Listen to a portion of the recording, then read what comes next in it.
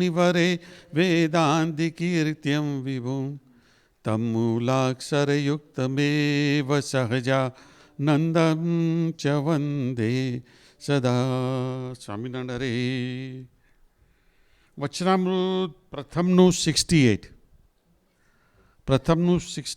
68મું અષ્ટ પ્રકારની પ્રતિમામાં અને સંતમાં અખંડ રહ્યાનું. ગઢડા પ્રથમ 68 કે લાસ્ટ ટાઈમ 60 કોણ ત્યાં પાર્થ પણ ત્યાં તો હું હતો આપણે રેકોર્ડ કર્યું હતું અષ્ટ પ્રકારનું. ઓકે ચાલો નેક્સ્ટ વન.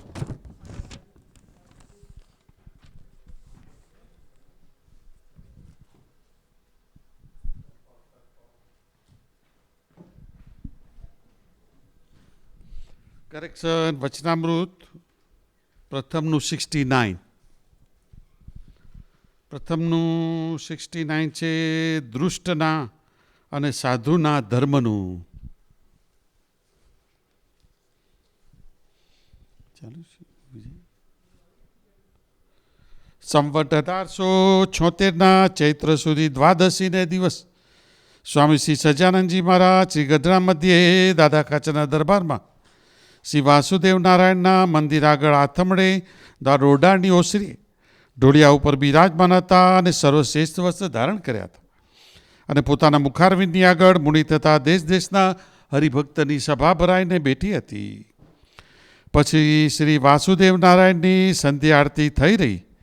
તે પછી નારાયણના ધુન્ય કરીને પછી શ્રીજી મહારાજ બોલ્યા છે, ધર્મ તે કેનું નામ છે એનો શાસ્ત્રની રીતે કરીને ઉત્તર કરો. અને જોઈ અને જે હિંસક રાજા હતા તે પણ શરણે આવ્યો હોય તેને મારતા નહીં અને મારવા પણ દેતા નહીં. માટે શરણે આવ્યો જે જીવ તેને માર્યાનું જેમ પાપ છે તેમ બીજાને માર્યાનું પાપ છે કે નથી. પછી એનો ઉત્તર જેમ જેને ભાષ્યો તેમ કરવા માંડ્યો. પણ શ્રીજી મહારાજે આ શંકા કરી એટલે કોઈથી ઉત્તર થયો નહીં. પછી મુનિ સર્વે બોલ્યા છે, હે મહારાજ, અમે એ જ તમને પ્રશ્ન પૂછીએ છીએ યજ્ઞાદિકને વિશે. પશુ હિંસા સહિત ધર્મ કયો છે ને અહિંસારૂપ પણ ધર્મ કયો છે? માટે એ જેમ યથાર્થ હોય તેમ કહો. પછી શ્રીજી મહારાજ બોલ્યા છે, હિંસાયુક્ત જે ધર્મ છે તે તો ધર્મ, અર્થ અને કામ પર છે. તે પણ હિંસાના સંકોચને અર્થે કયો છે. અને અહિંસામય જે ધર્મ છે તે મોક્ષપરાયણ છે અને એ સાધુનો ધર્મ છે. અને હિંસામય જે ધર્મ છે તે તો રાગ પ્રાપ્ત છે પણ કલ્યાણને અર્થે નથી. અને જે અહિંસારૂપ ધર્મ છે તે તો કેવળ કલ્યાણને અર્થે છે. માટે ગ્રહસ્થ અથવા ત્યાગી એ સર્વને અહિંસારૂપ જે ધર્મ તે જ કલ્યાણને અર્થે કયો છે. જેમ રાજા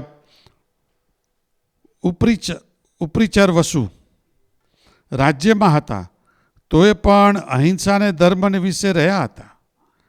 તે માટે સાધુનો તો મન કર્મ વચને કરીને કોઈનું ભૂંડું વાંચવું નહીં અને કોઈ વાતનો અહંકાર પણ રાખવો નહીં અને સર્વના દાસાનું દાસ થઈને રહેવું. અને ક્રોધયુક્ત જે પ્રકૃતિ તે તો દુષ્ટનો ધર્મ છે અને શાંત સ્વભાવે વર્તવું તે જ સાધુનો ધર્મ છે. અને કોઈ કહેશે જે હજારો માણસને નિયમમાં વર્તતા હોય તેને કેમ સાધુતા ગ્રહણ કરે ચાલે? તો એનો ઉત્તર એ છે જે રાજા યુધિષ્ઠિરનું હજારો ગામમાં રાજ્ય હતું તોય પણ સાધુતા રાખી હતી.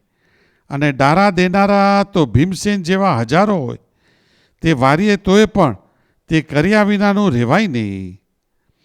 માટે તીખા સ્વભાવવાળાની તો કોઈ ખોટ નથી. કાંઈ ખોટ નથી. એવા તો ઘણાય હોય પણ સાધુ થવું એ જ ઘણું દુર્લભ છે. ઇતિ વચનામૃતમ. સહજાનંદ સ્વામી મહારાજની જય.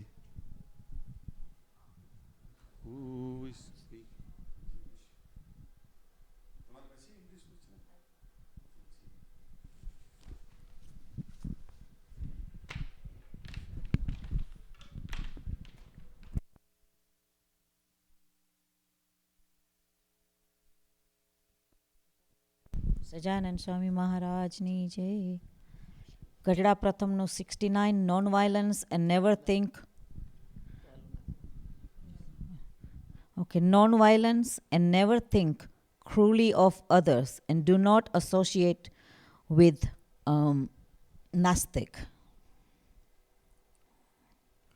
In Samvant year of 1876, on Chaitra Sud Baras, 26th March 1820, Swami Sriji Sajananji Maharaj was sitting on a decorated bedstead on the veranda outside the west-facing rooms in front of the mandir of Sri Vasudev Narayan in Dada Khacher's Darbar in Gadda. He was dressed entirely in white clothes. A sabha of munis as well as Haribhaktas from various places had gathered before him. Following the evening arti of Sri Vasudev Narayan and the Narnarayan Dhun, Sriji Maharaj asked the munis, what exactly is dharma? Please base your reply on Shastras. He said, please base your replies on Shastras in the scriptures. The question arises because even the king of the past who indulged in violence did not harm those who took their refuge, nor did they allow harm to others. So is the sin committed by killing others considered the same as the sin of killing a person who has sought his refuge? The munis attempted to reply according to their own understanding, but due to the queries raised by Sriji Maharaj, no one was able to offer a satisfactory answer. All the munis then said, Maharaj, we would like to put the same question to you. Violence performed on animal as a part of a sacrifice or some other rituals is considered to be dharma. But non-violence is also considered to be dharma. Please clarify this. Sriji Maharaj then explained, dharma involving violence is for the attainment of dharma, earth and kam. Moreover, the dharma which permits violence is for the purpose of limiting violence. Non-violence, on the other hand, is for the attainment of enlightenment, which is the dharma of sadhu. Dharma involving violence is for fulfilling the worldly desires, but it is not for the attainment of enlightenment, whereas non-violence is solely for the purpose of attaining enlightenment. Therefore, for both grahasthis, the householders, and tyagis, the renunciants, only non-violence has been cited for the attainment of enlightenment. For example, Uparichar Vasuraja was ruled over a kingdom and still followed a non-violence lifestyle. Therefore, a sadhu should not bear hatred towards anyone by thought, words, or deed. Neither should they be kept any form of aggression. Instead, he should behave as dasa nudas with all. In comparison, having an aggression personality is the dharma of a wicked person, and behaving in a calm manner is the dharma of sadhu. Someone may then ask, how is it possible to maintain the characteristic of sadhu while trying to... Where did I go?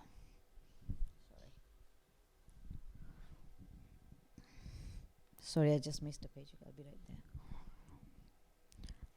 Okay, I'm just gonna... Therefore, a sadhu should not bear hatred towards anyone. So, in comparison, having an aggression personality is the dharma of a wicked person, and behaving in a calm manner is the dharma of a sadhu.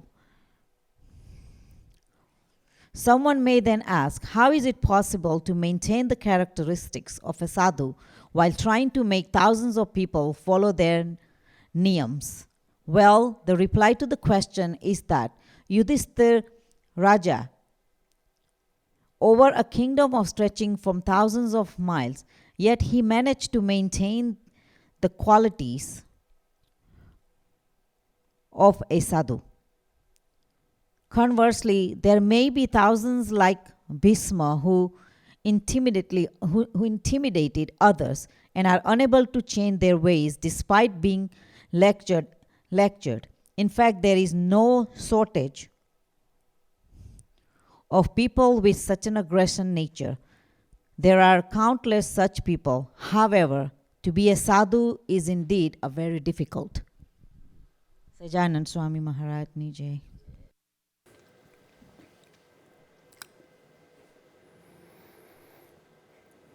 So this Vachanamrut, Swaminarayan Bhagavan is reciting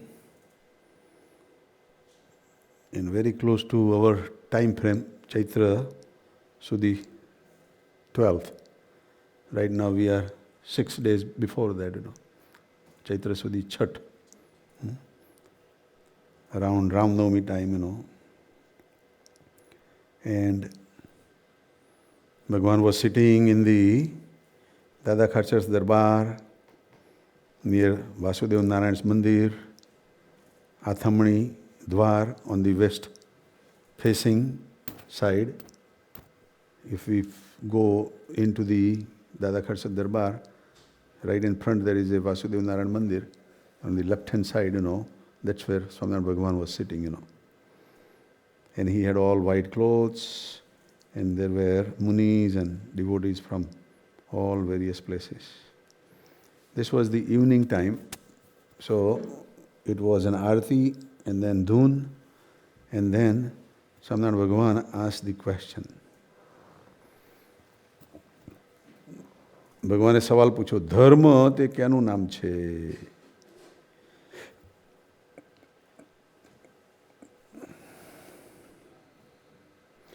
What exactly is dharma?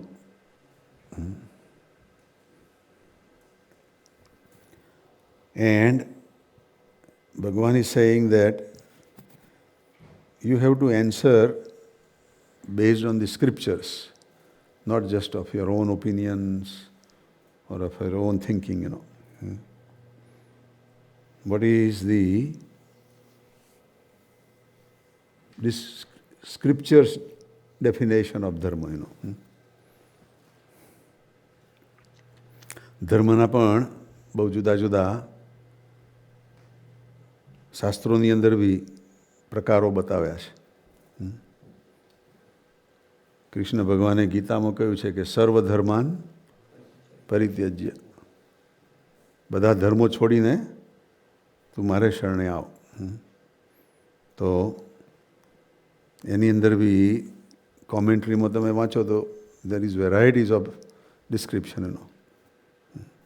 એને કયા ધર્મની વાત કરે છે અને એ બધા ધર્મોની અંદર કઈ કઈ વાત અર્જુનને ફિટ થાય છે અને કઈ કઈ આપણને ફિટ થાય છે એટલે when we apply that, we apply with our definition, we apply with our liking and disliking, Swaminarayan ભગવાને બી શિક્ષાપત્રી બી આપી છે આપણને અને શિક્ષાપત્રીની અંદર બી ભગવાને જુદા જુદા ધર્મો કહેલા છે. ભગવાને પોતે શિક્ષાપત્રી લખેલી અને એક દિવસ ભગવાન રસ્તે જતા કોઈના ખેતરની અંદર આરામ કરવા રોકાયા ઝાડ નીચે. ભગવાન સ્વામિનારાયણ ભગવાન was going from one town to another town. On the way, some devotees suggested that this is nice tree, it's in the middle of or inside the farm, but it's nice, and it's open, so let's have a rest, So Bhagavan wanted to show them, that what happens when you violate what is written in Shikshapatri. So everybody was there, and then the owner came, Malik. હવે એ 2-3 કલાક માટે નાહ્યો હોત તો ચાલી જાત ને. ભગવાને એ વખતે જ બોલાવ્યો એને. અને he was very upset. He says, how dare you can come inside my farm without my permission. તમે મને કહ્યા વગર મારા ખેતરમાં આવ્યા જ કેમ? નીકળી જ જાઓ, ભાગી જ જાઓ. બધાએ સમજાવ્યું કે ભાઈ મોટા ભગવાન છે, અમે બધા કંઈક ચાલે જ નહીં, નીકળી જ જાઓ. અને ભગવાન બી નીકળી ગયા, ચાલી નીકળ્યા. બહાર આવીને પછી કહે છે કે જો આપણે શિક્ષાપત્રી લોપી તો આ ફળ આવ્યું. Now you can look that thing in different ways, કે ભગવાન તો જાણતા હતા તો કેમ લોપી, રાઈટ?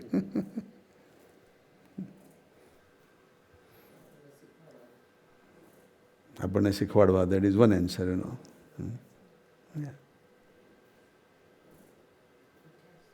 બીજું એવું બી કહેવાય કે શિક્ષાપત્રી બધાથી ભગવાનથી ના પાડી શકાય.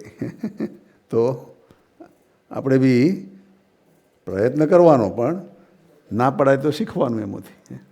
વી learn from that. We want to learn the easy way or the hard way, that's up to us. Gunatitanand Swami was also giving discourses in the morning. સવારના પરમાં ઉઠી કથા વાર્તા કરતા. તો જે એમને ના ગમતા હોય એ લોકો કહે કે આ શિક્ષાપત્રી લોકવી અને નાયા ધોયા વગર ભૂતળાને સંભાળે છે, મસાણિયા બેઠા છે. સ્વામી હશે કે ઇન્ટરપ્રિટેશન એનું બી એવું જ છે ભાઈ, they are interpreting that way, so it's fine. પણ ધર્મ કોને કહેવાય? વોટ ઇઝ ધર્મ? દેટ્સ સ્વામિનારાયણ ભગવાન is asking A question here. તો સ્વામિનારાયણ ભગવાન says, according to the scripture I need an answer. Then ભગવાન ઇઝ ગિવિંગ એ હિન્ટ. અને જે હિંસક રાજા હતા તે પણ શરણે આવ્યો હોય તેને મારતા નહીં અને મારવા પણ દેતા નહીં. માટે શરણે આવ્યો જે જીવ તેને માર્યાનું જેમ પાપ છે તેમ બીજાને માર્યાનું પાપ છે કે નથી? So ભગવાન is saying that even the kings who were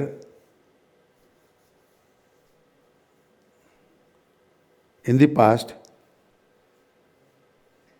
who indulged in violence, did not harm those who took their refuge, nor did they allow others to harm them.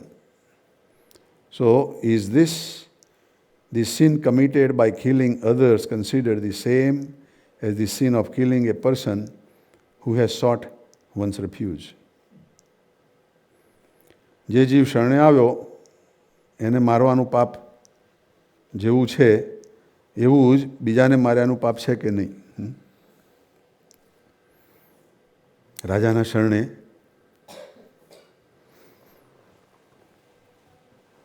બીજો રાજા બી આવે તો રાજા એને બી નહીં મારતા. જે નેકી રાજાઓ હતા, those who were following the scriptures. We have a story about Sahastra Kavach, that Asur, that he had boon so that he will not get killed. And if somebody wants to kill him, somebody has to do 1,000 years of tap. Then they can remove only one kavach out of 1,000. And then he created havoc, So, Swaminarayan Bhagwan is also saying, that જેની પાસે ઐશ્વર્ય આવે, પ્રભુતા આવે અને એ ઐશ્વર્યનો દુરુપયોગ કરે, misuse and abuse the powers is a demon. એ અસુર કહેવાય. અને આપણે જોઈએ તો જે બધા ભગવાનને પ્રસન્ન કરીને કંઈક મેળવ્યું એમાં દુરુપયોગ કરવાવાળા બધા અસુરો જ ગણાયા. ભગવાનને તપ કરીને રાજી કર્યા, મેળવ્યું, પણ ઐશ્વર્ય આવ્યું એટલે પાછા છકી ગયા. જ્યારે આપણા ગુણાતીત સંતો, આપણો ગુણાતીત વેલો, એની અંદર ઐશ્વર્ય આવ્યું તો એ વિનમ્ર બન્યા, વધારે સરળ બન્યા. ભગતજી મહારાજને ગુણાતીતાનંદ સ્વામી એવું ઐશ્વર્ય આપ્યું. તો શાસ્ત્રીજી મહારાજ અને બીજા બધા સંતોને વગર વાંકે ખાલી ભગતજીમાં જોડાયા હતા એટલે જ ભગવા ઉતારીને એમને ધોરા પહેરાવડાવ્યા. ભગવા વસ્ત્રો ઉતારાવીને ધોરા પહેરાવડાવ્યા.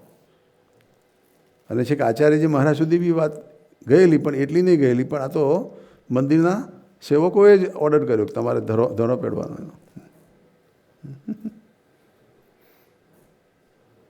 આજે સાહેબને બધાને કહે તમારું આ ભૂરું જ કાઢી નાખો એનો અને ધોરું પહેરો તો કેટલું અઘરું લાગે.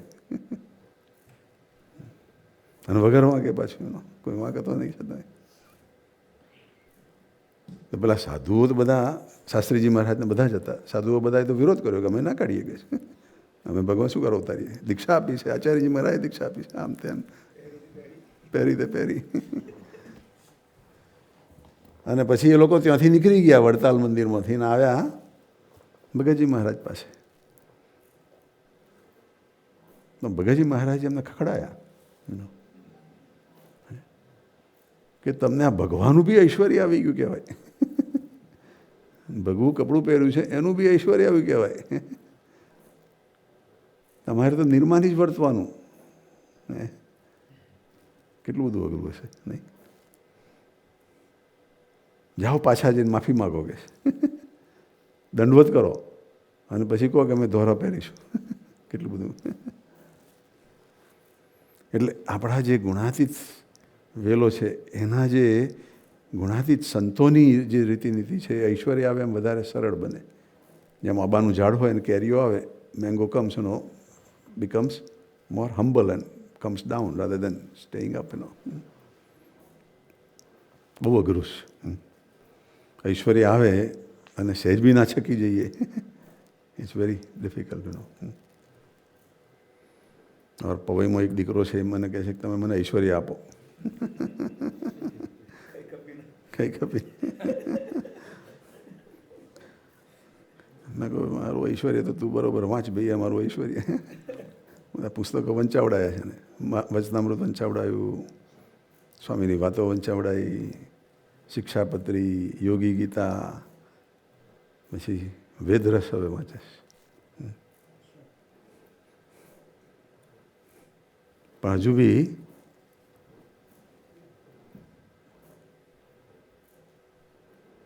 અંદર પેલું ભરાયું છે બદલાતું નથી. મારે જોઈએ છે ને જોઈએ છે. એથી બી એમ કે મને પાછા એવા વિચારો બી ના આવે કે મને માયાના વિચારો તો તમારે ખેંચી નહીં લેવાના પાછા.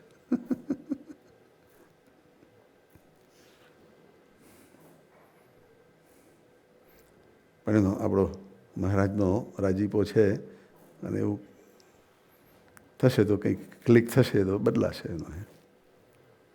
પણ એવું ઐશ્વર્ય આવ્યા છતાં પણ જો સરળ રહીએ તો સાધું. અને જો ઐશ્વર્ય આવ્યું અને કંઈક બી દુરુપયોગ થયો એટલે આપણે અસુર. એવું ઐશ્વર્ય જે અસુરોને આવ્યું, રાવણ હતો એને બી આવ્યું તો એ બી અસુર થઈ ગયો. નહીં તો હતો તો બ્રહ્માના કુળનો એનો જન્મેલો, બ્રહ્માના કુટુંબનો હતો. એટલે પવિત્ર જીનેટિકલી પ્યોર કહેવાય. અને ત્રણેય ભાઈઓમાંથી એક ભાઈને વિભીષણને નહીં આવ્યું. વિભીષણને ભક્તિ આવી, રહેતો તો એ લોકોની જોડે જ નો. એટલો બધો ફેર પડી ગયો. એવું આ સહસ્ત્ર કવચ હતો, એને બી એવું ઐશ્વર્ય આવ્યું, એટલે એનો દુરુપયોગ કરવા માંડ્યો એનો. એટલે પછી બધા બ્રહ્મા પાસે ગયા કે ભાઈ આ તો મારા માર કરે છે, આખો પ્રદેશ રંજાડ્યો છે નો, અને એને કોઈને ગાંઠે જ નહીં.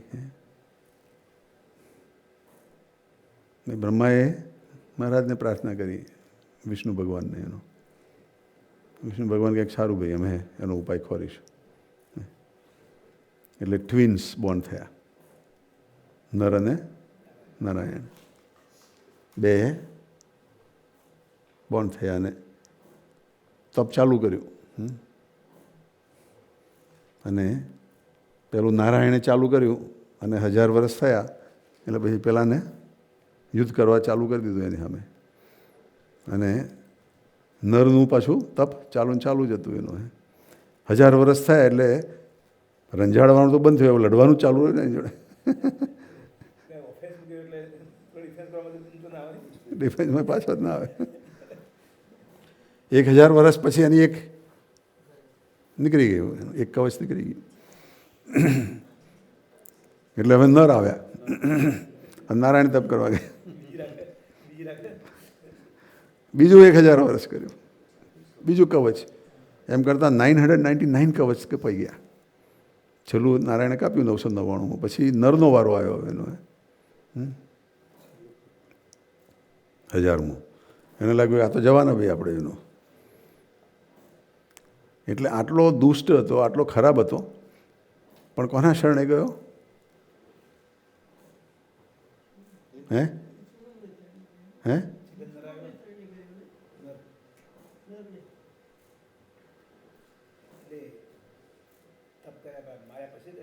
ના, છેલ્લું યુદ્ધ ચાલતું હતું ત્યાંથી ભાગ્યો. હવે તો આવી બન્યું, એટલે મારું એક છેલ્લું કવચ તો રવા દઉં. હા, આપણે વાત થયેલી જ પહેલાં. સૂર્યને શરણે ગયો, સૂર્યનારાયણને. એટલે નર ભગવાન એની પાછળ ભાગ્યા.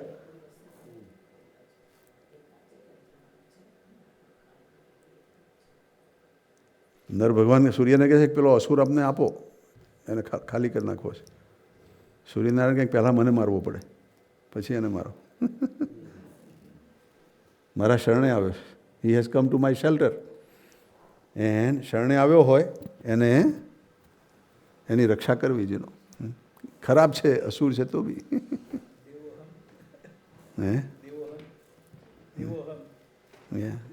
એ બી અહમ. કહો તો એવું એક એનું શરણાગત વસ્તલપણું એનું. પછી કૃષ્ણ ભગવાનના ટાઈમમાં એ જ કર્ણ તરીકે છેલ્લો ફરી અવતર્યો, એક કવચ લઈને. જય સ્વામિનારાયણ. અને અર્જુને પછી એને છેલ્લું એનું નર કરીને માર્યો.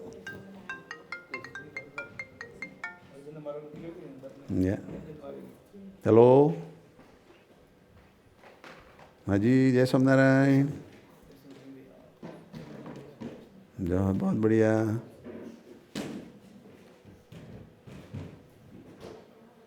कोलंबस ओहायो में है हमारे. हाँ हाँ,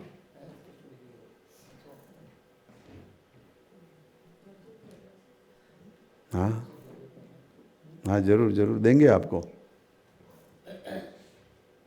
हाँ जी, हाँ जी.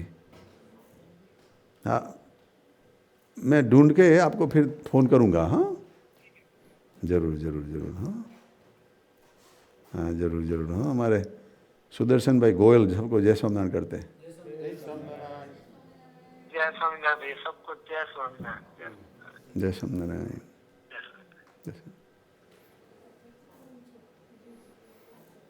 એટલે ભગવાન ભાઈ કહે છે કે જે શરણે આવ્યો હોય એની રક્ષા કરવી એ એક ધર્મ છે.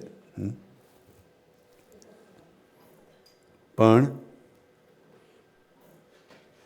સૂર્યનારાયણે કર્યું એ બરોબર કર્યું કે નહીં કર્યું એના ઉપર બી ડિબેટ થાય આખી. રાઈટ. somebody can disagree, કે ભાઈ આ તો બરોબર ના કર્યું કહેવાય. And some would say, yeah, that is according to the scriptures, કે ભાઈ એની શરણાગત હોય એની રક્ષા કરવી. So both ways, that is how it can be interpreted, એથી બી બીજી વાત, ભગવાને કહે છે કે જે હિંસક રાજા હતા તે પણ શરણે આવ્યો હોય તેને મારતા નહીં. હિંસક રાજાઓ હતા એ પણ કોઈ એના શરણે આવ્યો હોય તો એને મારતા નહીં. પણ અમુક મારતા બી હશે. હિંસક રાજાના યજ્ઞની અંદર જો હિંસામય યજ્ઞ હોય તો કોની હિંસા કરતા હશે? જાનવરની, બકરાની કે ઘોડાની, હરણની. અને એ તો બિચારા ઘેટા તો એના શરણે આવેલા હતા. ઘેટા એના વિશ્વાસે કરીને એના શરણે આવેલા હતા. રાઈટ. તો એની બી હિંસા કરે છે એ બી તો પાપ કહેવાય.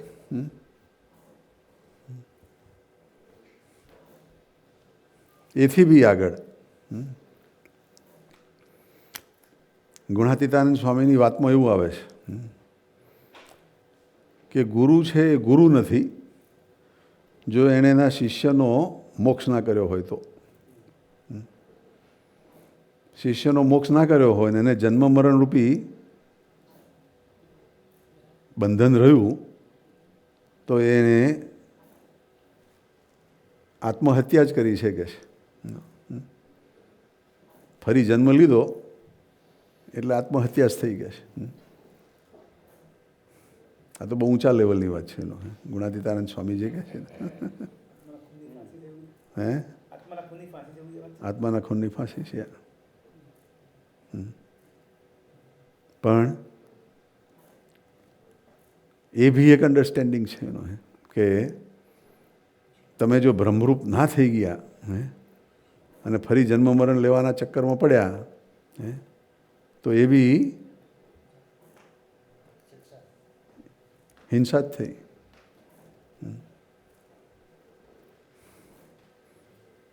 એટલે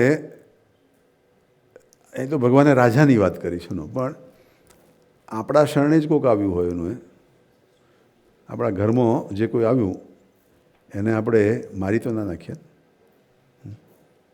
મચ્છર આવ્યું હોય તો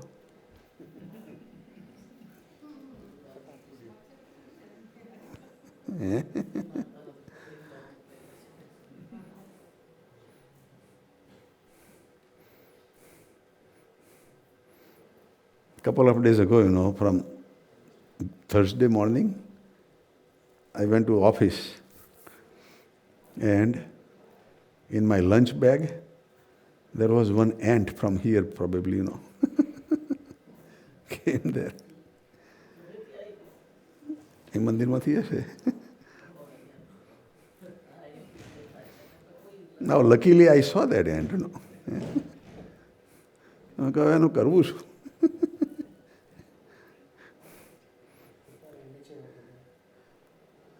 એટલે એને ગ્લાસમાં પકડી અને બહાર જઈ અને નીચે મૂકવા જતો હતો.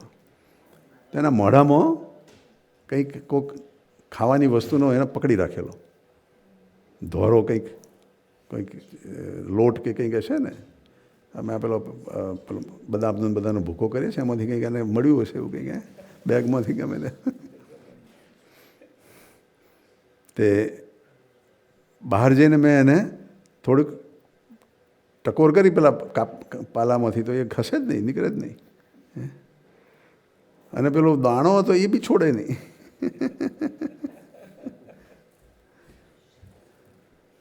પછી જોરથી થોડુંક ઠપકાર્યું એટલે પછી નીચે પડી ગઈ એનો. એટલે બે વિચાર હતા કે ભાઈ આ બહાર ઠંડુ બી છે એનો, એટલું બધું ઠંડુ નથી પણ ઠંડુ બી છે. હવે કીડીનું પ્રારબ્ધ શું ઊભું થાય એનો, એને જો અંદર ઓફિસમાં રાખીએ તો બિચારી ભૂખી મરી જશે એનો ઇવેન્ચ્યુઅલી. પ્લસ એને કોઈ એવી કંપની બી નહીં રહે એનો, કીડીઓની કે કોઈની બી.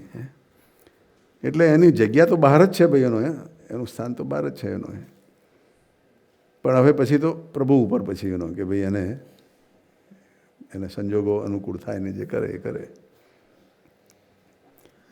પણ there is no definite limit એનો, વોટ ઇઝ બેસ્ટ એનો. એક અંદરથી ભાવના કરીએ કે ભાઈ એનું ભલું થાય એમ કરીએ એનો, that is all we can do એનો. પણ ભગવાન અહીંયા આગળ શું કહે છે કે જે રાજાઓ હતા, હિંસક રાજાઓ હતા, એ રાજાઓ પણ જો એના શરણે જો આવ્યો હોય તો એને મારતા નહીં અને કોઈને મારવા દેતા પણ નહીં. એટલે કે માટે જે શરણે આવ્યો જે જીવ તેને જેમ માર્યાનું પાપ છે તેમ બીજાને માર્યાનું પાપ છે કે નથી. ભગવાન ઇઝ કમ્પેરિંગ કે શરણે આવ્યો એને તો મારે તો પાપ થાય જ એનો. શરણું લીધું છે ને એનો તમે વિશ્વાસઘાત કરો તો પાપ છે જ એનો. પણ લડાઈ કરવા ગયા તો એ તો શરણે હજુ આવ્યો જ નથી. કહો તો એ તમારી ઉપર લડાઈ કરવા આવ્યો છે એનો. હવે તમે એને મારો તો એને પાપ કહેવાય કે નહીં? હે? હા.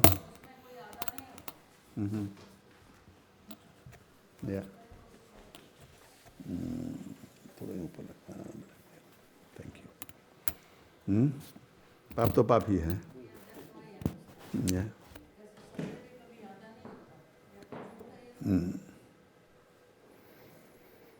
તો પછી એનો ઉત્તર જેમ ભાષ્યો તેમ તેણે કરવા માંડ્યો. બધા સંતોએ એમ ઠીક લાગ્યો એમ ઉત્તર કરવા માંડ્યો. પછી શ્રીજી મહારાજે આશંકા કરી એટલે કોઈથી ઉત્તર થયો નહીં. ભગવાન was always putting another logical argument. And the reason Bhagavan was doing is, to elevate the understanding, of all these sadhus and devotees,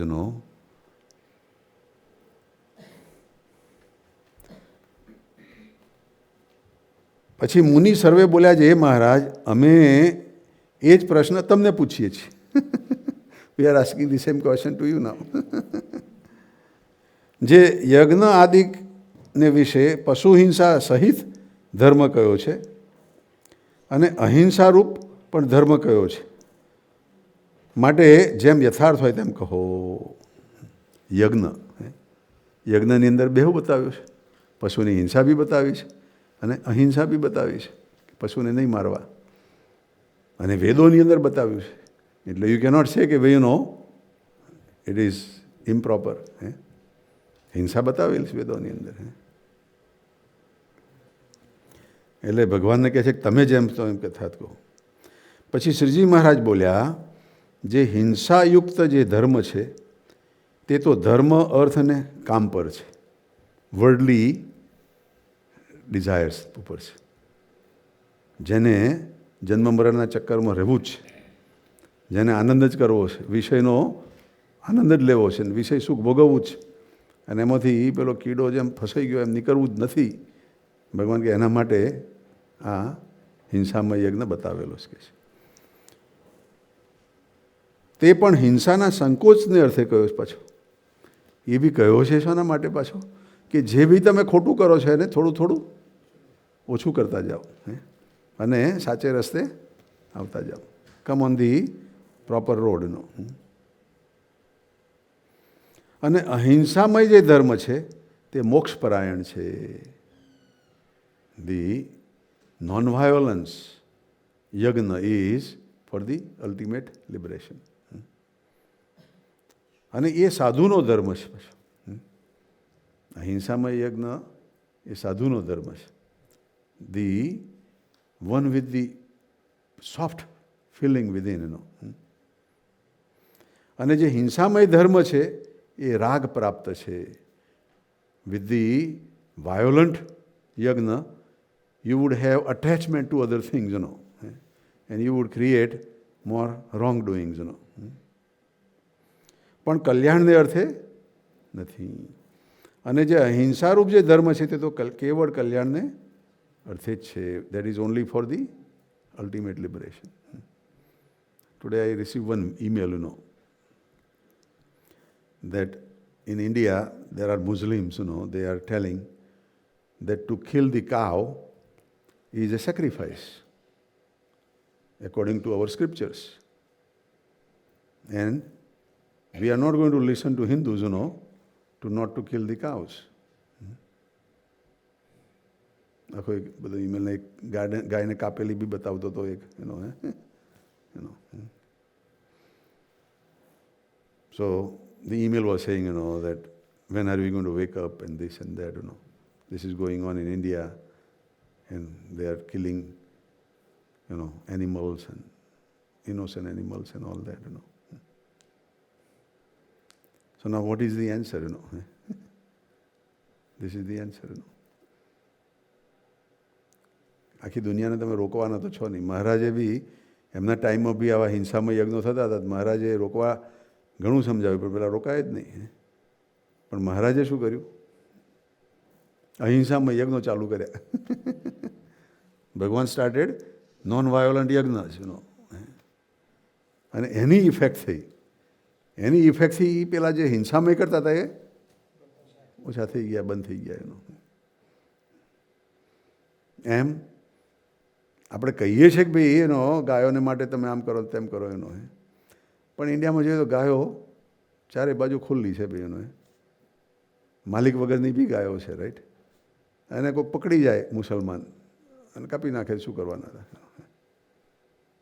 તમને જો ખરેખર ગાયો માટેની લાગણી બધું હોય તો there should not be one cow on the street.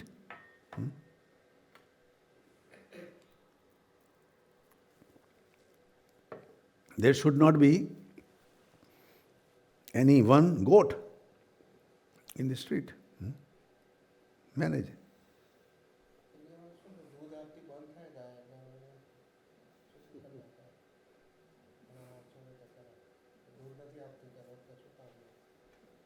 Yeah. મા બાપ બી કમાતા બંધ થાય, શું કરવાનું? મા બાપ રિટાયર થાય એટલે આ તો દૂધ પીતા, દૂધ આપતા બંધ થયા ભાઈ. એનું એને કતલખાને મોકલીએ ભાઈ.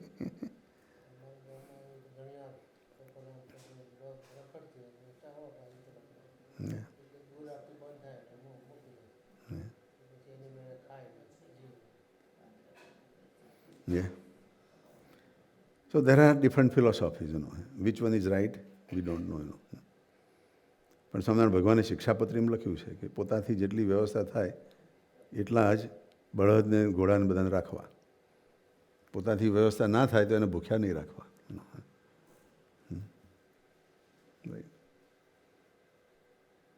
સો અહીંયા આગળ બી ભગવાન એ વાત સમજાવે છે કે જે હિંસામય યજ્ઞો છે પણ હિંસાના સંકોચને અર્થે છે. એ હિંસામાંથી બહાર નીકળવા માટે છે. અને અહિંસામય યજ્ઞ છે એ મોક્ષ માટે છે, અલ્ટિમેટ લિબરેશન માટે છે. યજ્ઞ તો કરવાના જ છે પણ એવા અહિંસામય, નોન વાયોલન્સ યજ્ઞ, એનો sacrificing the grains and you know other non living things, you know. પછી ભગવાન નેક્સ્ટ કહે છે, માટે ગૃહસ્થ અથવા ત્યાગી એ સર્વેને અહિંસારૂપ જે ધર્મ તે જ કલ્યાણને અર્થે કયો છે. શાસ્ત્રોની અંદર ખાલી ત્યાગી માટે જ અહિંસામય યજ્ઞ નથી. ગૃહસ્થને પણ અલ્ટિમેટલી તો લિબરેશન લેવું જ પડશે એનો. એના માટે બી અહિંસામય યજ્ઞ જ અલ્ટિમેટ એન્સર છે. અને પછી ભગવાન ઉપરિચર વસુની વાત કરે છે. જેમ રાજા ઉપરિચર વસુ રાજમાં હતા તોય પણ અહિંસા ધર્મને વિશે રહ્યા હતા. He was totally non violent. અને અહિંસા ઉપરિચર વસુની વાત છે ને મહાભારતની અંદર આવે છે. Uparichar Vasu's story comes in Mahabharata in the reference of Satyavati's birth. There was a king named Uparichar and was called Vasu also. He was born on Paurav family and loved hunting. He had won Chedi Desh by the order of Indra. At some time he left everything, started doing tapasya. Indra got scared seeing his tapasya. He went to him, said, "You are my friend. I am in Indralok. You are on Prithvi. You take care of Prithvi. Go to Chedi Desh and be prosperous there. I will give you a crystal airplane, which is like Devta's plane, and only Devta have it.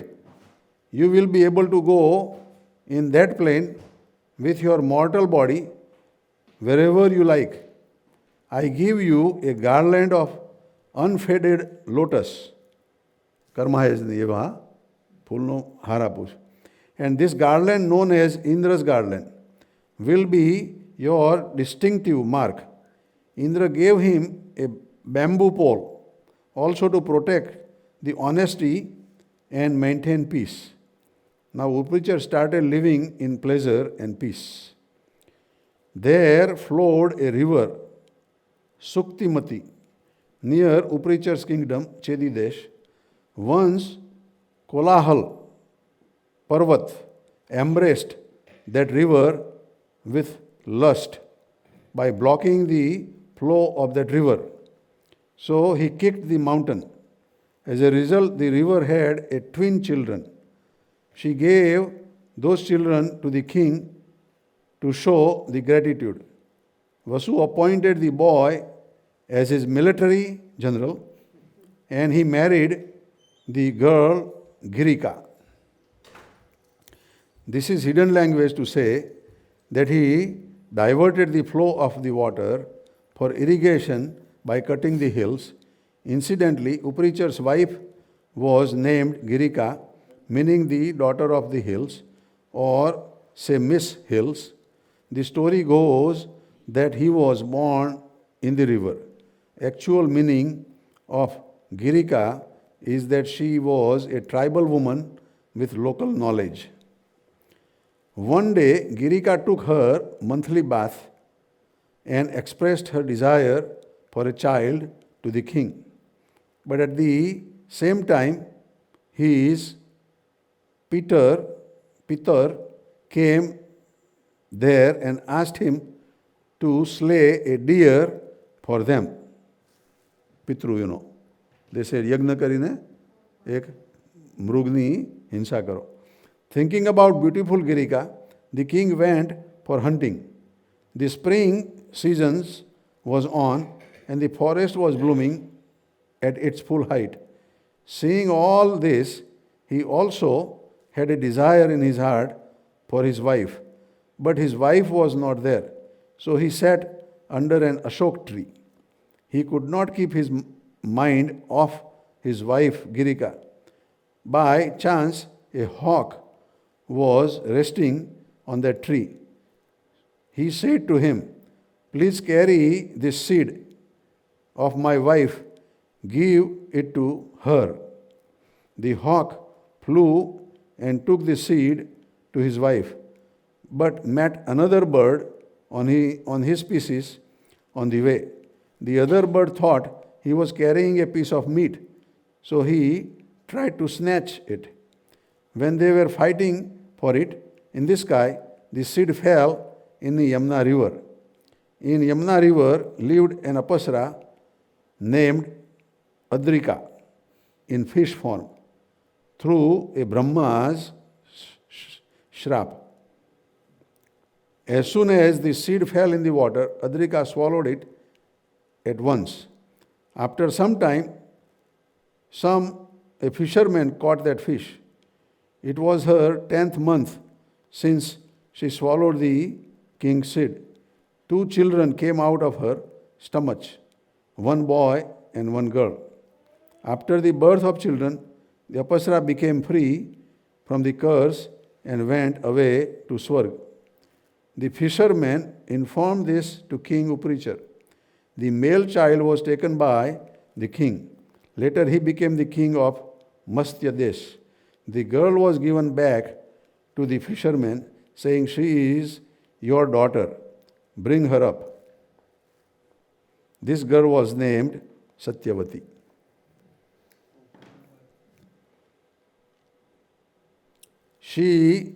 Since she lived with fishermen, he used to smell like a fish and was called Mastyagandha too. When she grew up, she started rowing boat in Yamuna to carry passenger across the river. And then we know the story.